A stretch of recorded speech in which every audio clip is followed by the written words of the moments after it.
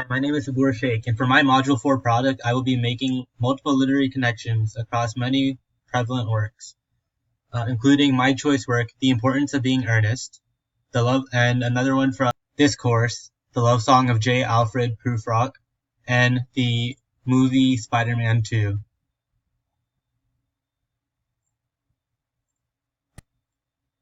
My first connection will be between The Importance of Being Earnest by Oscar Wilde and The Love Song of J. Alfred Prufrock by T.S. Eliot.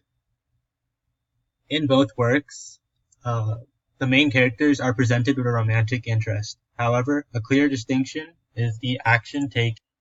There is a contrast between the inaction of Prufrock and his tragic love life, with the manipulative extent Jack goes to earn love from who he loves the most. By assuming the identity of his lover's romantic ideal and putting on a false facade, Jack is able to achieve such. Several quotations from my choice novel support this idea. As Jack is confronted by Algernon, he states, "You have invented a very useful younger brother called Ernest, in order that you may be able to come up to town and as often as you like. I have invented an invaluable permanent invalid called Bunbury, in order that I may be able to go down into the country whenever I choose. Bunbury is perfectly invaluable. If it wasn't for Bunbury's extraordinary bad health, for instance, I wouldn't be able to dine with you at Willis's tonight, for I have been really engaged to Aunt Augusta for more than a week."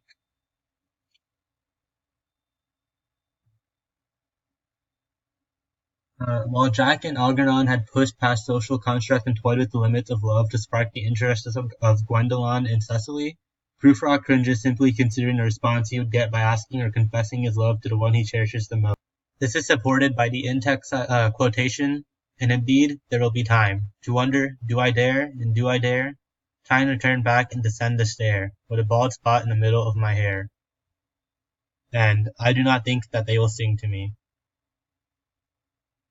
He laments what the crowd would deem of him, and whether they would belittle him simply based on his appearances. This cultivates a sense of inaction and dread for Prufrock as he confines himself by thought and society's view on him, whereas Jack and Algernon take action with no regard for the impact on others. Additionally, Prufrock knows of the presence of his love interest upstairs, yet he worries that they won't even bat an eye at him. He has no confidence in himself, a sharp contrast with Jack from The Importance of Being Earnest, who is able to get himself out of any situation in a moment's notice. From his confrontation about his double identity by Algernon, as I discussed his cigarette case inscription, to the revelation that he was found in a purse as a baby, Jack has been able to take advantage of most situations in his favor, seizing the moment, unlike Prufrock.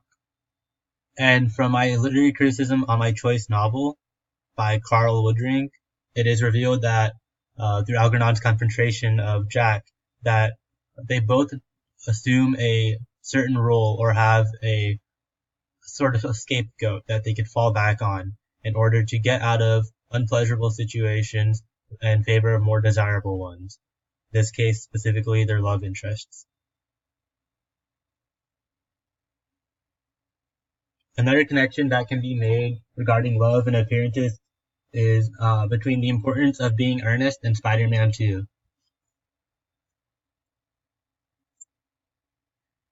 In The Importance of Being Earnest by Oscar Wilde, Gwendolen confesses, "My ideal has always been to love someone of the name of Ernest. There is something in that name that inspires absolute confidence. The moment Algernon first mentioned to me that he had a friend called Ernest, I knew I was destined to love you." In Spider-Man 2, Mary Jane goes from calling Peter his friend after confronting him for not showing up to her show, to after it's revealed that he is in fact Spider-Man after saving her, to confessing her love for him.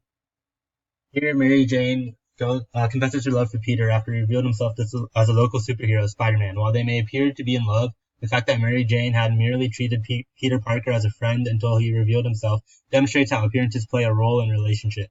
In the same way, Gwendolen's unrealistic romantic fantasy of being in love with a charming man by the name of Ernest is also based on appearances. Despite being the same person, with or without the powers, Mary Jane falls in love with Peter after he donned the suit, whereas Gwendolen fell in love with Jack after he assumed the role of Ernest. This is once again supported by my literary criticism, stating, as Cicely repeats unyieldingly what Gwendolen had declared in Act 1, an unwillingness to marry any man not named Ernest, the two young men separately seek to be christened Ernest by Dr. Chasuble. This notes how both men went out of their way to be christened by his name after it is revealed that their love interests are seeking someone with superfluous details such as their name rather than who they are as a person. Here are my works cited. Thank you for this opportunity to go over several works. I had enjoyed reading my central choice novel and making connections to prior works, as well as work that we have not discussed in this class. Thank you and have a good day.